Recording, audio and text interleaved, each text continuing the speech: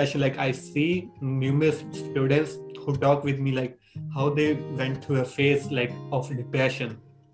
Just and this is very close to me again, like because I was a student as well. So really, I want your thoughts on it. What you think is that how students, especially international students who are leaving their family behind, how they can deal with this situation of depression.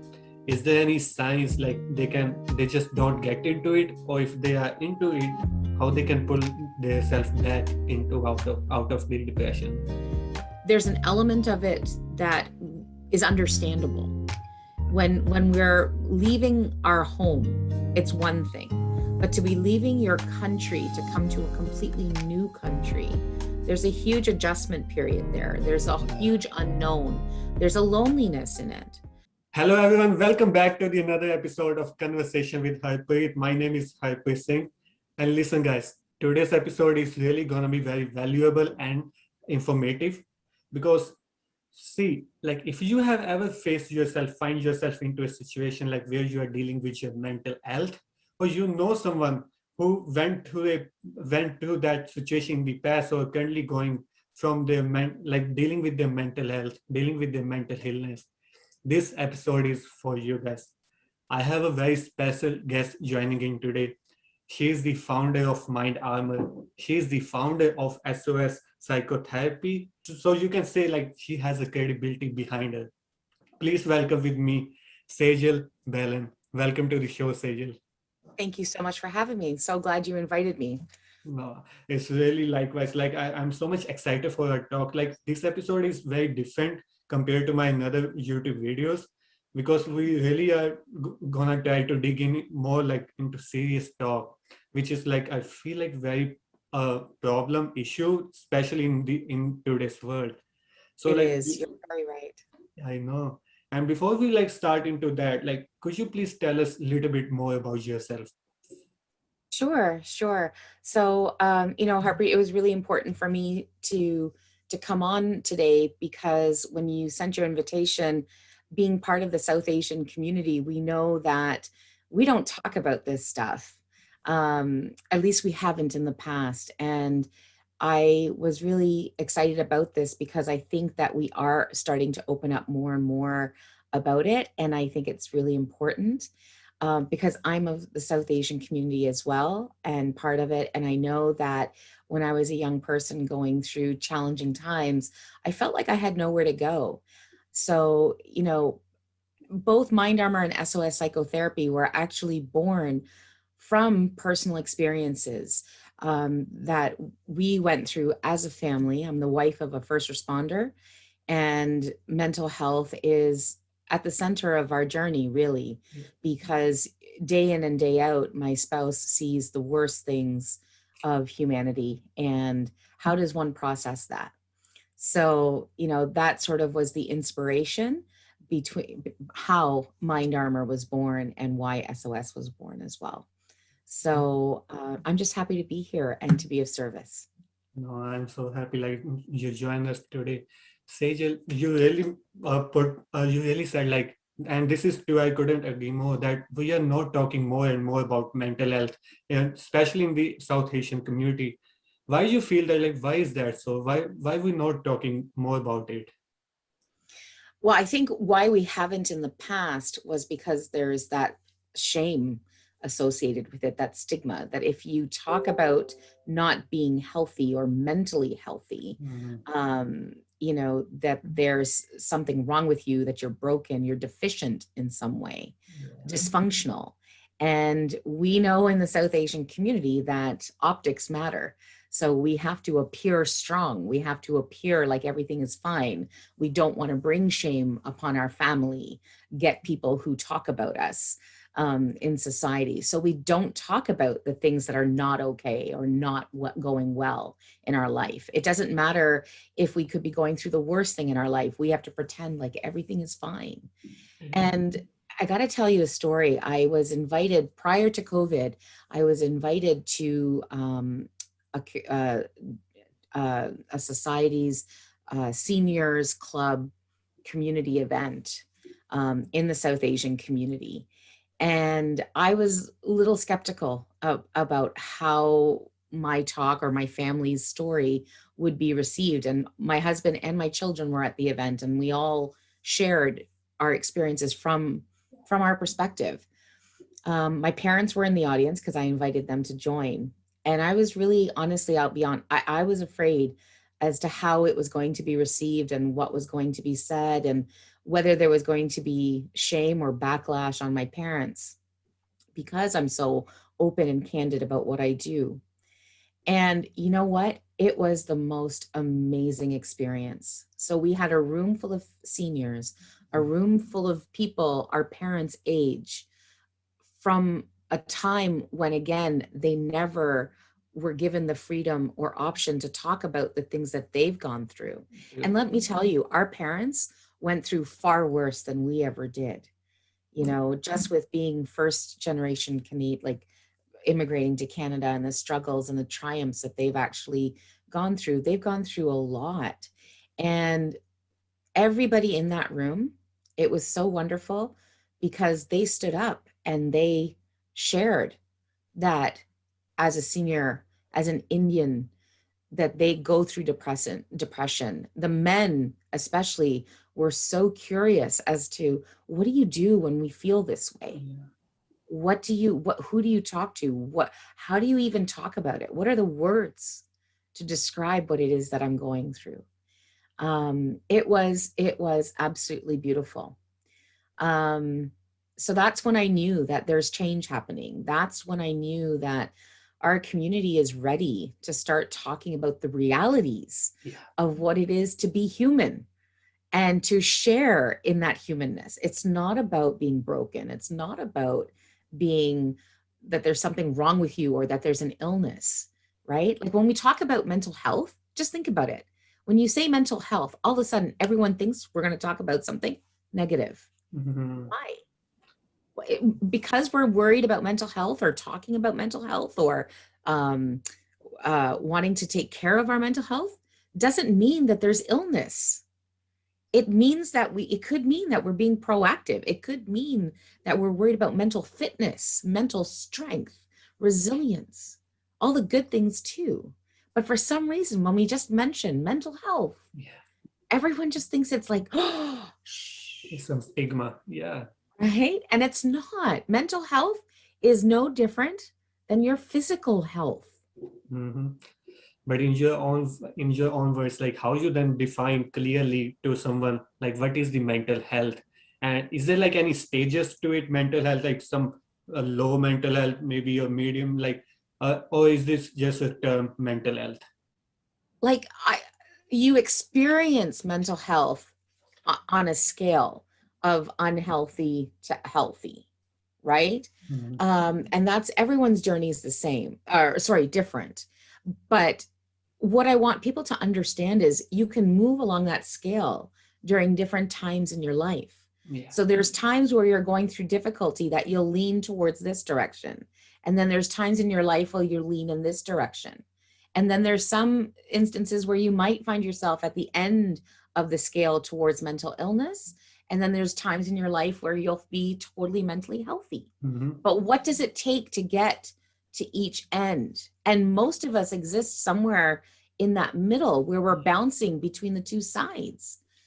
To go through depression, to go through anxiety because you're going through a divorce, a loss, a significant loss, you're grieving, to go through a depression during those times is okay. It's normal. That's the way your body is programmed to work. Right? If you're in depression for months and years, then there's something to look at. Right? In terms of getting help and support or medication or what you need. But even if you were to decide to get some support when you're going through something difficult, like a loss or a difficult time in your life, and depression is just reactionary, it's okay to get support even during that time. Because what that helps you manage is that depression in that short period of time, so that you build the skills, you build the muscle, the strength so that you can lift out of the depression and then become stronger to bear the next obstacle or the next challenge. Yeah. You think like if someone is dealing with the depression, they can like get themselves out like their own, or they really need Absolutely, help I do. from the outer sources? I think if you have the right equipment, if you have the right strategies, if you have the knowledge, yes, you can. And so that's where SOS and Mind Armor are a little bit different. SOS psychotherapy is there to serve people when they need that support, when they're in immediate crisis, Mm-hmm. when they want to work on something very specific, and look to their past because they notice that there's a behavior pattern, there's something that I'm doing that is causing me to live in this cycle. That's where the therapy comes in. Yes. But there's another side to that. It's the coaching. What if you went for mental health coaching? And please don't just go to any coach out there. There's lots of people out there calling themselves coaches, but mental health is a very specialized space that I do suggest that you go to somebody who's licensed or registered, because you don't want to put your mental health into somebody who's not qualified to talk about mental health, trauma, or some of the things that you might be going through. So I'm not saying go to a coach. I'm saying somebody who understands how to coach. So I've got certificates in both, right? I'm a certified coach as well as a licensed therapist.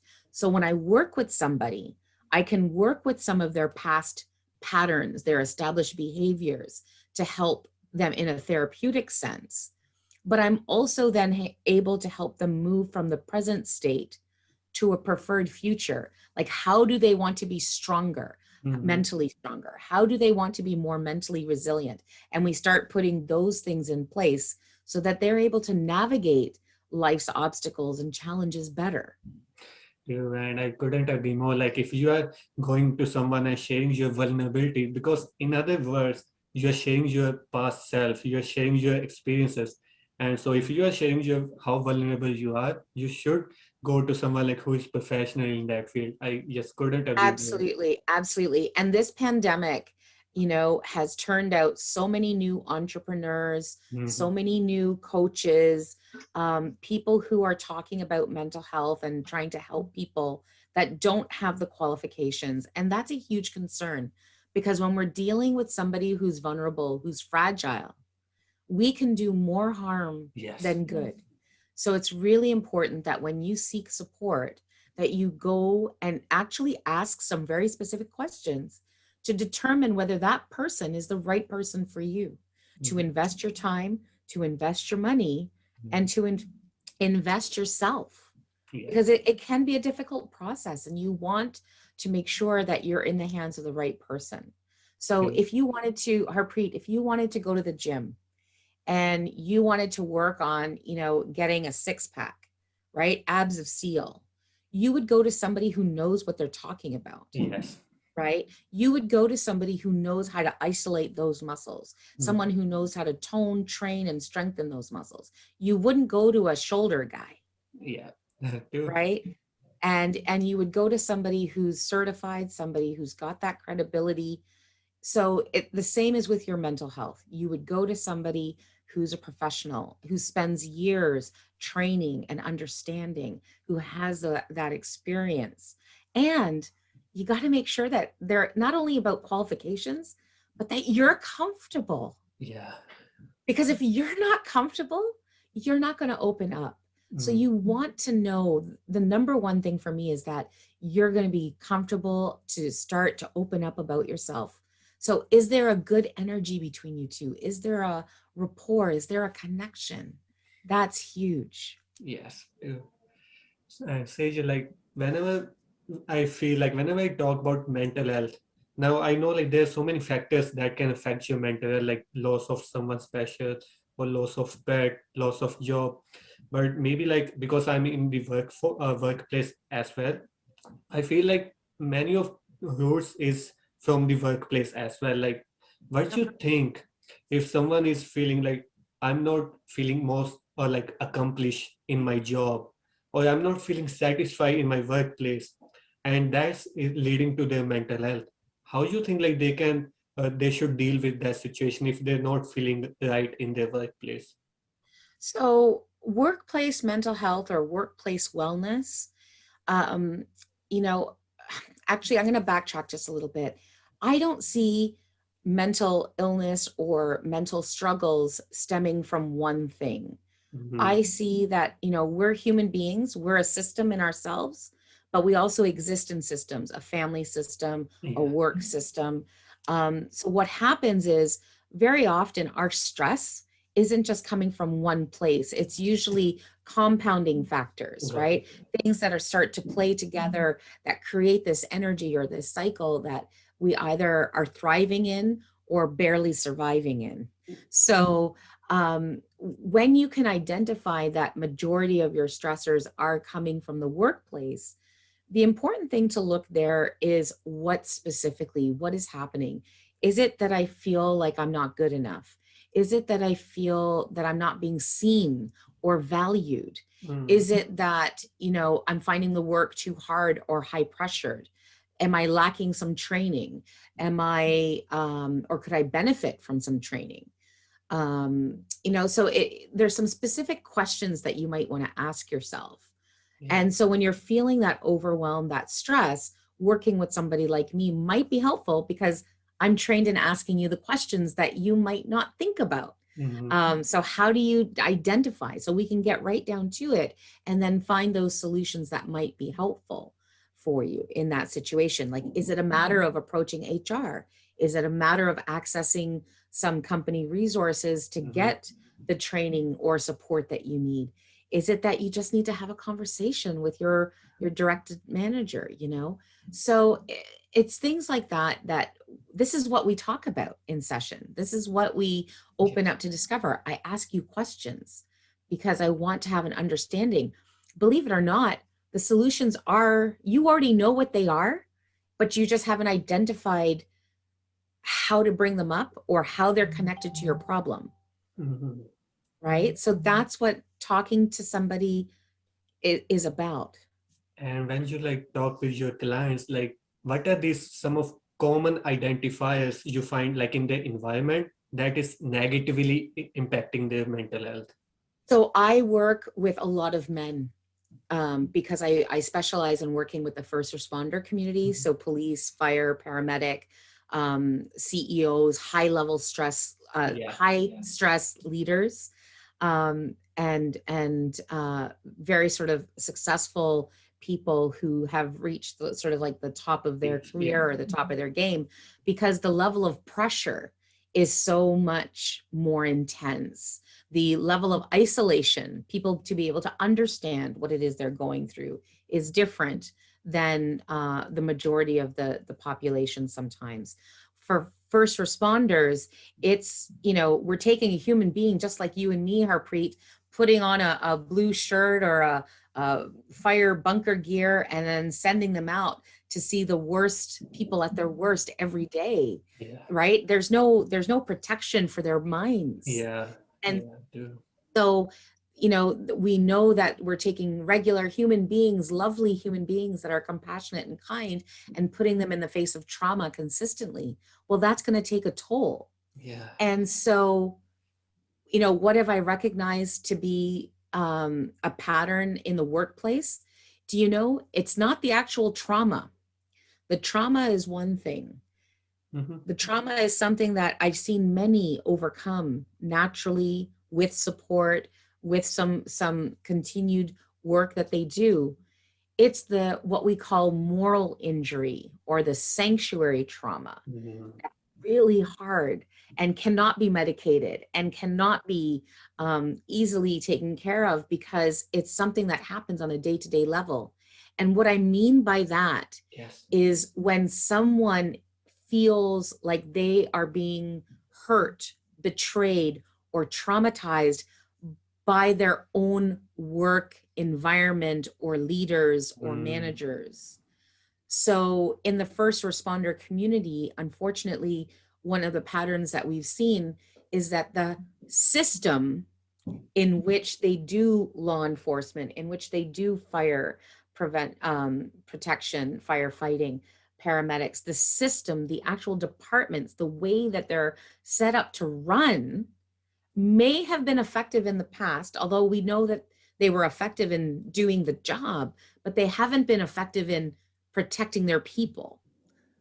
So what we've noticed is that a lot of people, though they're able to overcome the actual scenario trauma, the trauma that they face by helping people, is that they're returning to a workplace that feels threatening or toxic because the system itself is not set up to embrace people back to work that have gone through this situation. And I came up with a quote one morning because I was sitting with this at home, because we've gone through this personally, right, with my husband. So I was so upset one night, and I just couldn't understand why workplaces aren't being more responsive and receptive to people that have, stepped up and said, look, I have an issue. I need to work on this. I'm going to take the time to heal myself, and then I'm coming back. And they don't realize that they're coming back better and stronger. And it was really upsetting to me, because I was like, I don't understand why workplaces, why leaders are making people fight a battle in a war in which they already fought for their lives and won. So the person that we're talking about has gone through one of the worst pains of their life, identified that they were fighting this war, decided that they were going to fight, and they fought for their life and survived. And now they're still fighting these battles at work. Why? It just doesn't make sense to me. So that's what I hope that through the training, through Mind Armour and the work that I do with the broader community, is that we can change these narratives, we can change these systems, so that even though, Harpreet, you say that, you know what, I need to deal with this stress, I need to deal and make myself healthier and better, that you're going to go back to work, you're going to be invited back and welcomed back into a system that is set up for your success. This is so deep, Sejal. So, like, I completely agree. Like, the people, especially in the law enforcement, police officers, the medical, fire rescuers, like, they deal with these situations when they, like, where they're seeing persons in their worst condition. And yeah, like, that's definitely going to impact, like, maybe a minor, but it's going to be compounded at the end of the day. It is, definitely. And Sejal, so what you think, like, so you talk with system, like, it's not there yet, but you think, like, from the past there are some changes made in the system, so they can like improve their mental health, and they can get positive vibes from the environment. Yeah, so I think in the last, like, this has been something I've been fighting for the last 20 years. I had brought this up to the post-secondary sector in terms of training our recruits and training our young people for these professions. I approached them 20 years ago saying, listen, we've got a problem here. We need to make sure that we're giving our recruits and our trainees their physical skills and technical skills, which they were doing really, really well. But nobody was protecting them or training them to have the mental fitness skills that are required. And, fast forward 20 years, I would say that we've made some advancements. We've made quite a bit of advancements, especially in the last 5 years or so. Like, I've seen a lot more momentum, a lot more recognition around this. I've seen military starting to adopt it, law enforcement agencies where they can, some in the fire arenas. There's still a lot of work to be done, a lot of work to be done, because I don't know that the changes have reached a point where I think we're working like a well-oiled machine. I think there's a lot of rusty gears there. So there's a lot of work to be done. But I'm proud to be able to acknowledge the fact that at least the conversations are being had, and there is recognition, and there are attempts to make things better. Lovely.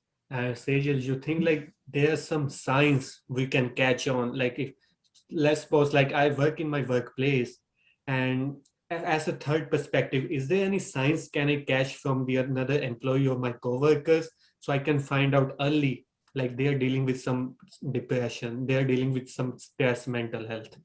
Absolutely. I think that's something that you raise a really good point there, because I think that there's been a lot more disconnection at work with our colleagues, like even pre-COVID. And I think COVID has just now amplified that, Yeah. because now we're not even in the same rooms anymore. So I know pre-COVID, I felt that, how many of us really know each other? We don't. It's like hi, bye, Yeah. passing while we get our tea or coffee, and that's about it. We don't spend time to say, hey, Harpreet, like, how's your family? And what do you really care about? And let me know you from a deeper level. Like, that just doesn't seem to happen anymore. We don't even know our neighbors anymore. Right? Yeah. So as a society, we've started to lose that deep connection with each other, to even be able to recognize when something's wrong, or to even care sometimes that there's something wrong. So COVID has just amplified this, because now we're not, like I said, not even in the same environments anymore. Many of us are So working from home nowadays. we're working from home, and it can be very isolating. Mhm. So it's, how do you know now? It's going to be tougher to know now, but there are ways. So if you know somebody well enough, if you know their personality a little bit, where you can see that there's a change in behavior, Mhm. where someone who is, generally a happy person, is all of a sudden quiet and withdrawn. If Yeah. you know somebody who's all of a sudden consistently angry or negative about things, if you notice that someone is just constantly tired, like they just don't look well, they look tired all the time, they look worn, those are signs. But then there's also people like myself, Harpreet. I'm very high functioning. So I could be going through the worst time in my life. My whole life could be falling apart, but I'm really good at hiding it, and still getting things done, and still, meeting my responsibilities, and Yeah. being productive. So it's the high functioning people So that we often miss. when you are like that good in hiding emotions, again, like there are still some signs you can show so we can like identify. Well, I think there's people who, I think it's important for the people who know you well to be able to Mhm. pick it up. Like, so for instance, when I was going through the really rough time with my husband and his post-traumatic stress, um, there was a time where I stopped connecting with people, and people know me that I'm a connector, and I love talking to people. So I'll keep in touch. And, not a lot of people looked into that. Not a lot of people called or connected, because they get busy in their own lives. Mhm. Yeah. And probably I lost some friends because some people just thought, oh, well, she's just not talking to us, or she's not interested, or she's gone.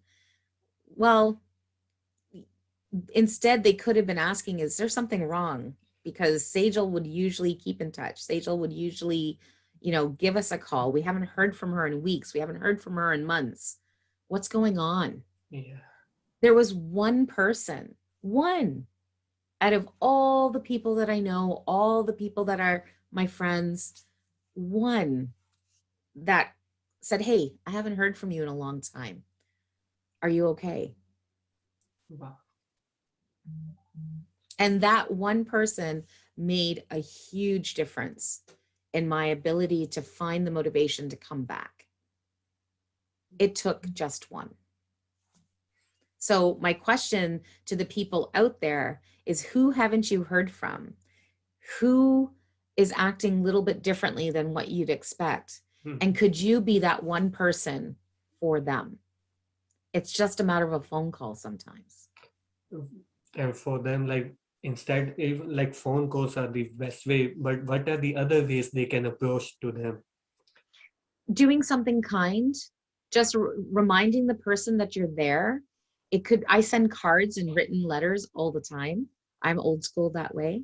I can also send an email if I want to be quick, right? Just letting the person know you're there, that you're thinking of them, You're there that for they them. matter, Mhm. that they matter. That's what's important. So you could find any way to express that. I think we all have different ways of doing that. Wonderful. Wow, Sejal. Sejal, so we know that we can do physical exercise to strengthen our physical body, but are Mhm. there any some exercise or things we can do to make our mental health more better? Absolutely, there is. There's tons of things. I know, you know, this one's hard for me because I'm not very good at it, but I'll tell you, I'm always Please. practicing because I know the benefits are so good. And that is meditation is a wonderful, wonderful practice. And I know that that may sound very Cliche. normal Yeah. to many of our East Indian and South Asian community members, but there's so much science behind it to actually, now that we understand of the actual benefits of it. So if you are practicing meditation, if you do it through prayer, if you do it any way you do it, just do it, because it is so, so good for you. It's good for you physically, it's good for you psychologically. It's a wonderful practice. And it's one that, listen, people like me, I'm not very good at it, but I will continue trying and I will continue practicing, because it is a practice. It gets better with practice, you know, a daily effort. So that's one way to improve your mental fitness. The other way is to remain social. We are social creatures. So stay connected with the members of your family, your friends, be open to making new relationships. And I know that this can be hard, especially during times of COVID. However, not impossible. So it's not about sitting in a room and saying, "How are you?" and "How are things going?" No, it's not about having surface level conversations. You can have a conversation like this on Zoom or on the phone, and ask questions that are deep and meaningful, and actually have really connected quality conversations. Yeah. That's where you'll benefit. Find out what really matters to the people that you care about. Like, something that I did with my grandmother, with my parents, was I've sat down and not only, talk to them as a daughter to a parent or a granddaughter to a grandparent. I mean, I wanted to know them. Who were they before I existed? What did they care about? What were they like? The man, the woman Yeah. that they were. And what were some of those experiences, the good ones and the bad ones, the most painful ones? Tell me about it, because I want to know what they went through. I want them to know that it matters. And, that has opened up some of the most wonderful conversations that I've ever had. And I got to know my grandmother as a woman and as a powerful woman, and the struggles that she went through and the things that she overcame in her life. Like, just incredible things, stories. Tell stories to each other, because that's going to create a lot of connection. That's how we've passed down our history through time. That's how we've connected as social groups. Even back in the day, we used to sit around the fires and do that, right? So we need to go back to that kind of connection.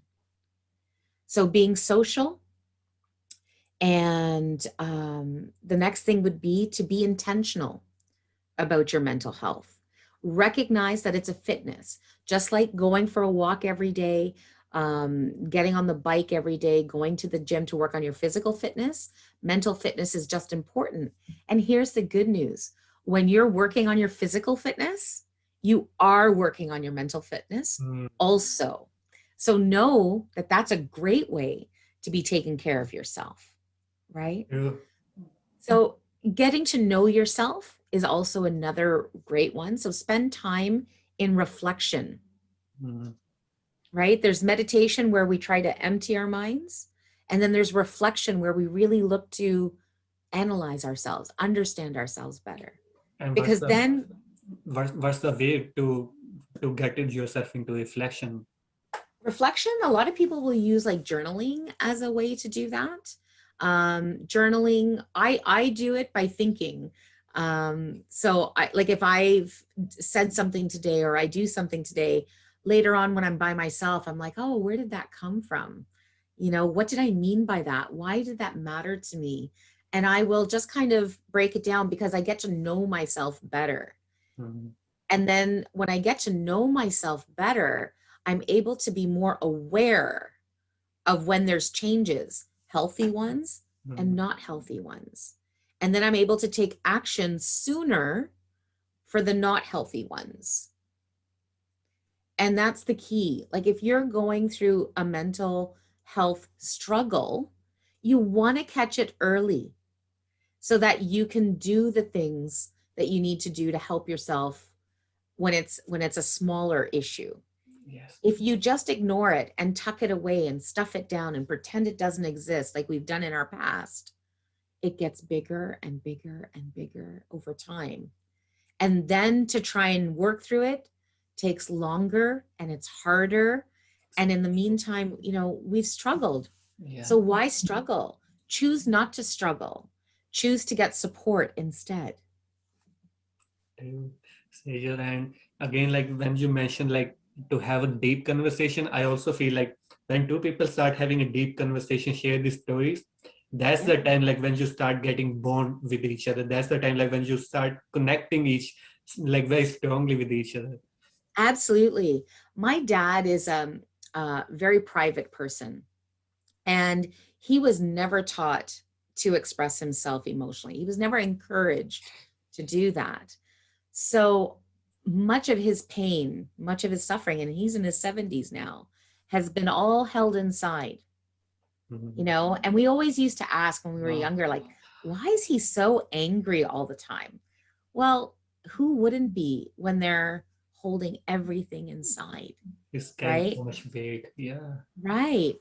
And now as an adult, because I've spent the time to have these deeper conversations, he's had moments where he's talked about things that he's never talked about before, ever, never shared with anybody.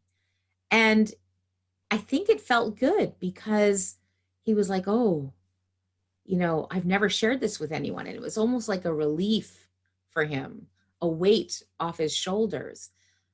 And he wasn't judged and he wasn't criticized and there was no shame. And it was just full of love and compassion and, you know, and yeah, we're closer. I know my dad in ways that I never knew him before. And that just increases our love, increases our respect for the things that, our parents have overcome. So this is a beautiful time, during COVID, when we can't be physically together, to improve the quality of our conversations instead and connect through that, the power of the quality of the conversation, not the proximity of the person. Yeah, serious. Like, there's one thing like which is very close to me as well. Like, I was international student. I came from India to study Mhm. here in Canada, and in that time, and even now, like I see so many students. It's like not very common, but it's not even that rare. Like we shouldn't talk about. And the thing is that like when students like because they are leaving their family behind, close Mhm. ones, their friends, right? And they are alone here. So they sometimes feel alone and asking questions themselves, like why I'm here, is I have done something wrong, like why I'm not with my family, and they like become the victim of depression. Like I see numerous students who talk with me like how they went through a phase like of depression. Just Mhm. and this is very close to me again, like because I was a student as well. So really, I want your thoughts on it. What you think is that how students, especially international students who are leaving their family behind, how they can deal with this situation of depression. Is there any signs like they just don't get into it, or if they are into it, how they can pull themselves back into out of the depression? Yeah, I think the first thing to do is to be able to recognize it. So, are you eating more? Are you Yeah. not motivated anymore? Are you sleeping more? Are you disconnecting from the people that are around you? Are you avoiding calling home? Are you feeling lonely? These are all the kinds of questions that one can ask themselves to see if they're potentially going through a depression or disconnection. And, I would almost say that there's an element of it that is understandable. When we're leaving our home, it's one thing, but to be leaving your country to come to a completely new country, there's a huge adjustment period there. There's a huge unknown. There's a loneliness in it. So, to go through a difficult time, I would almost think is normal. The question is what do you do about it when you find yourself in that position? So one of the things that I introduce to somebody is when you're going through depression, you are not motivated to do much. So you don't want to be social. I don't want to do my work. I don't want to eat, or all I want to do is watch TV and eat and do nothing else. I would say do the opposite. So even if you don't want to talk to somebody, push that little bit to get yourself to talk to somebody, even if it's over the phone. If your friends invite you out and you're like, I don't feel like going, get yourself out, because what it does is it opens up the door, an opportunity to feel something else other than that low, other than that nothingness. Yeah. So you have to be intentional and to get yourself out there. I know for me, when I'm having a really rough day or a really down day, I'll actually intentionally go out there and do something really nice for somebody else, because just watching their joy or watching them be happy makes me happy. Like, that's the way I work. So I know that that works for me, and I will do that, especially when I'm having those really low days.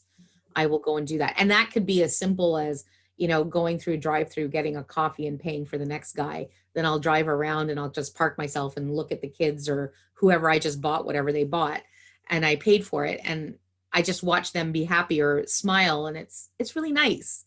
Right. But that's me. Like, it takes little things like that to kind of boost my energy a little bit. But look for ways to boost the energy. Like, in my talks that I give, I talk about emotions, and we're so quick to label emotions as either negative or positive. And I would love for people to get that out of their heads, because emotions are not good emotions and bad emotions. They all have a purpose and a function. So when you're sad, there's a reason why you're sad. If you're angry, there's a reason why you're angry. If you're happy, there's a reason why you're happy. So the point is that don't label it as good or bad, but rather get to know, does this emotion boost me or does this emotion deplete me energy-wise?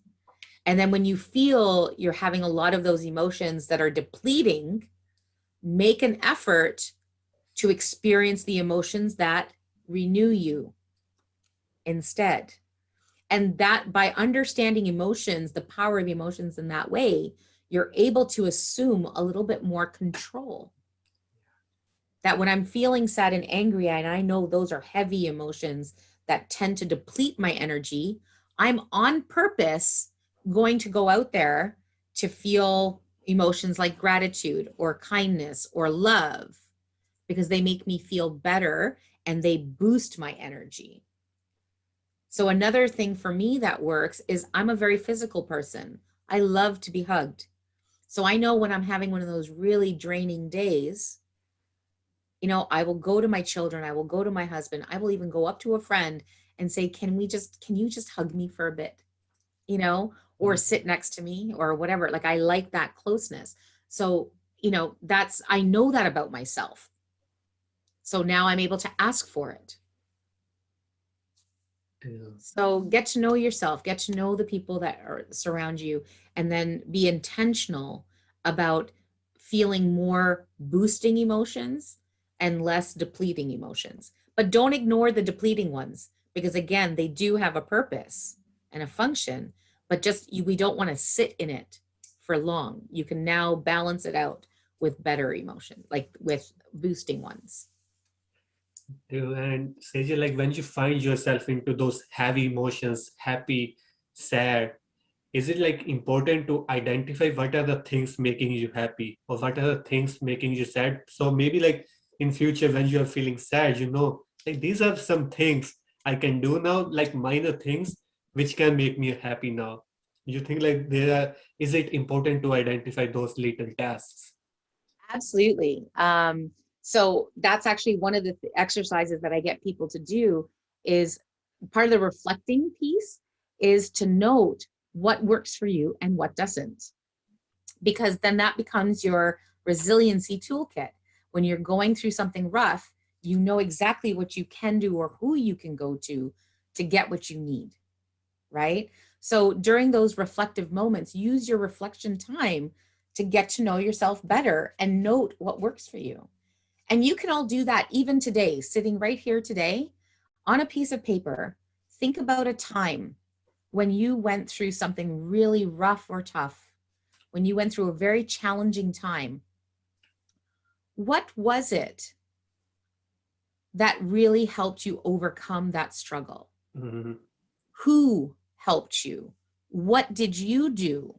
What part of you, what aspects of your personality helped you get through that struggle? What did you, skills did you acquire or resources did you have to get to overcome that struggle? And how did you take care of yourself during that struggle?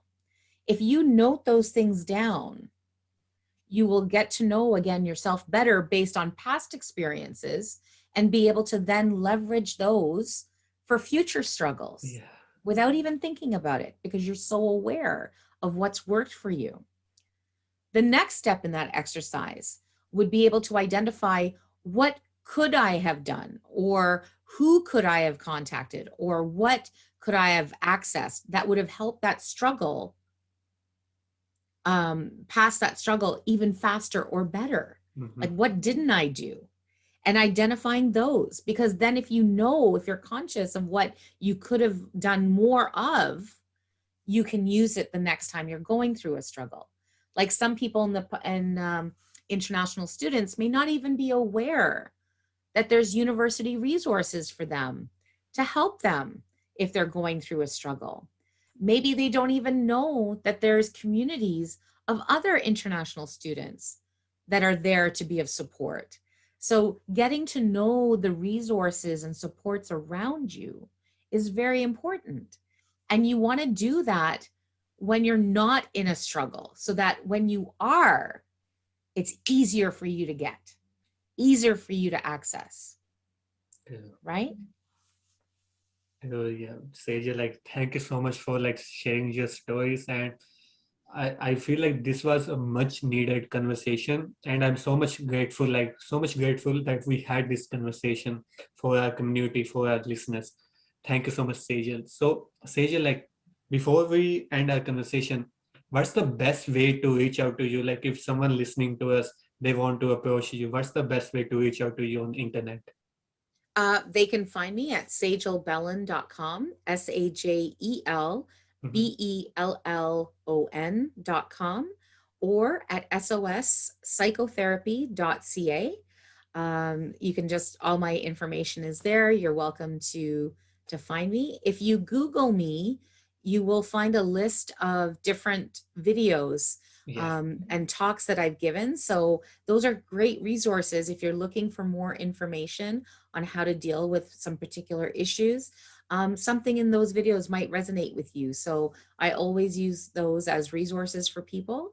And I look forward to hearing from anyone that would like to connect. And I watched those videos, like I watched your TEDx talk and the other one. I like really resonate with yourself, like because you share your personal stories in it, Yes. and it feels like we are in the same shoes. So really, like those are really great videos to look for. And Thank again, you. like thank you so much, Sejal, for coming on the show.